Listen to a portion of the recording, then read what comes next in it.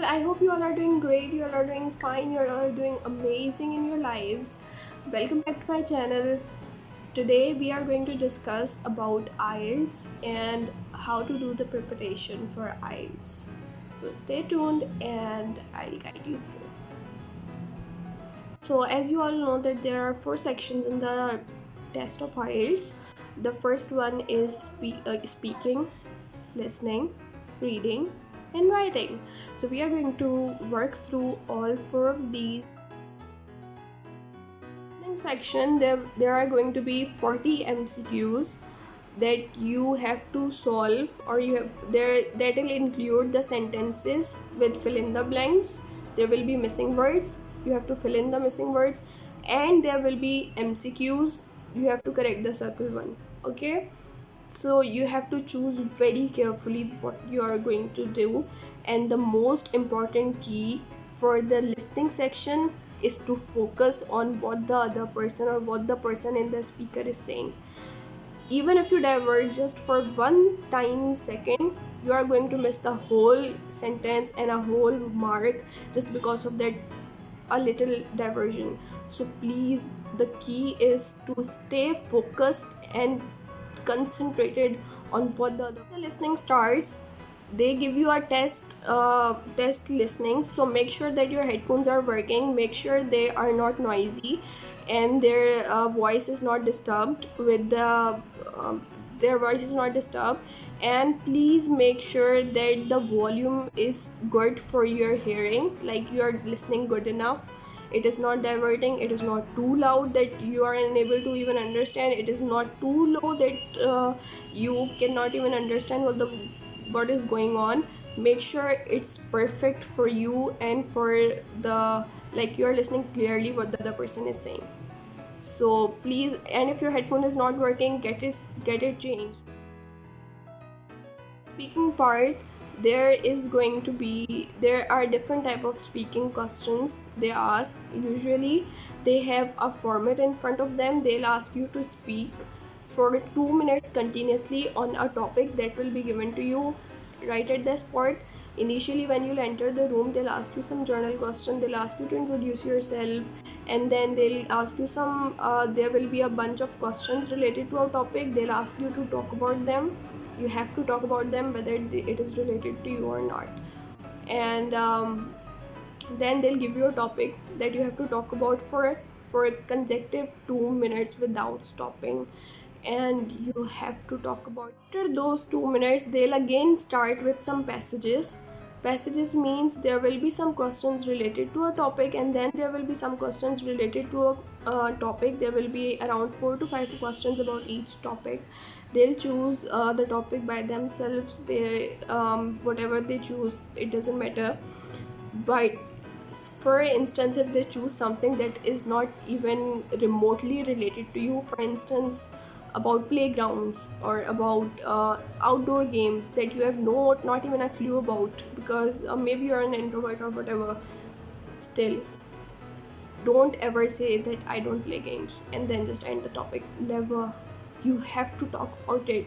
Make sure your confidence matters, your way of speaking matters, your style of talking matters, and your communication, your eye to eye connection.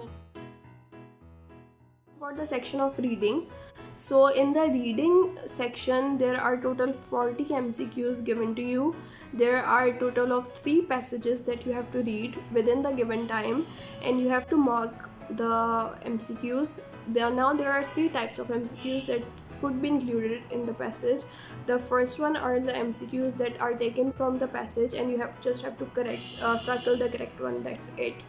The second type is that includes vocabulary, so you have to know what that word means. If you don't know what the word means, just go back to the passage, find that word in the passage, read the whole sentence, and take out the meaning of that word from that sentence, and observe that what the author is trying to say to you.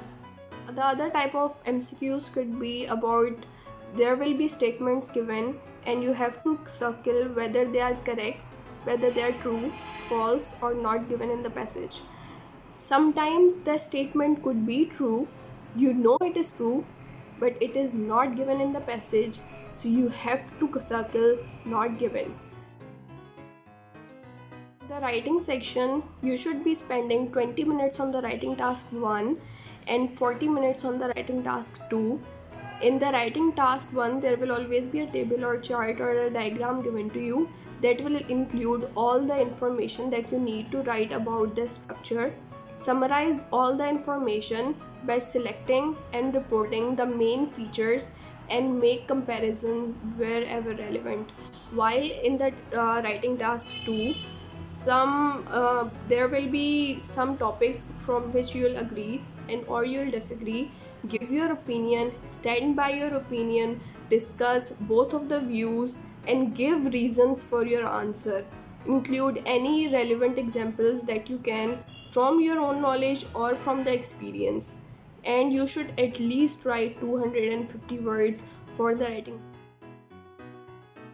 Writing task number 1 in front of me about a railway station. It is a table about the railway station and how many passengers travel in the trains in different countries. It's a comparison, you can say.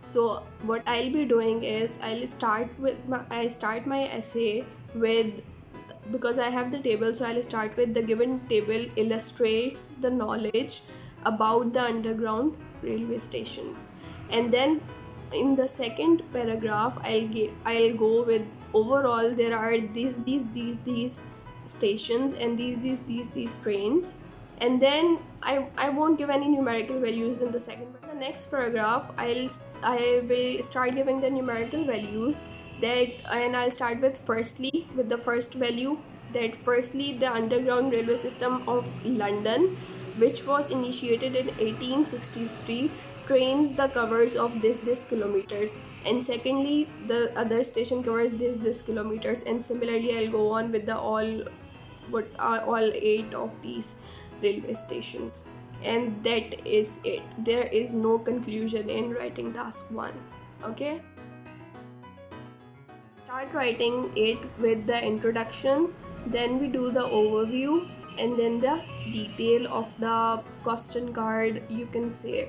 So in the first line or in the introduction of the essay, what we usually do is we paraphrase the question card. Body of the essay, you write that you actually give your reasons that why do you agree with the question card or why do you disagree with the question card, and what are your reasons, what are those facts which makes you agree or disagree with. So I'm going to share most of the very common words used for these parts. The first one of the introduction, in which you share your opinion, but before that you actually paraphrase the question card, for which the most common verbs or phrases used are that it is often argued, or it is often considered, or it is believed. And then when you go on giving your opinion, you can say that I agree. You can start with I agree, I disagree, or with I partially agree or I partially disagree. In the second paragraph, in the first statement, you have to give the reason that why you're agreeing or disagreeing. So you have to start with first of all or firstly, and then you have to explain your reasons or details. So you can start those sentences with even if or in other words. Okay, and then you have to give an example for which you can start your sentences with for instance or for example, and then short summary of your ideas you have to give, for which you can use that's why it is more important. Not the least, to conclude, in the last paragraph you have to start with to conclude, to sum up, or and then restate your opinion that whether you were agreeing to or you were disagreeing. Students who are thinking to take the examination of IELTS in this year or in the coming year, please follow the instructions, and I am sure you'll be able to get the 9th band, and even if the least you'll get 7.5 band, that's for sure. Please follow the instructions, and if you have any questions related to any section of the IELTS, please connect with me. I'll definitely help you out with it. It's not a problem at all. Okay, so thank you guys for watching. Please subscribe to my channel and stay connected, And I hope you enjoyed the content. If you have any more suggestions, please let me know. Thank you.